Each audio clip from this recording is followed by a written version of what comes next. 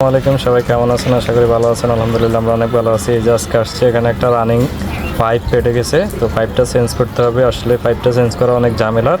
এটা দুই পাশটাই ব্লক। এই যে এই পাশটা দিয়ে ভিতর থেকে একটা টি বাইর হয়েছে, বাইরে এই দিক দিয়ে নিচে আউট হয়েছে, আর এই দিক থেকে আরও দুইটা লাইন বাইর হয়ে আসছে।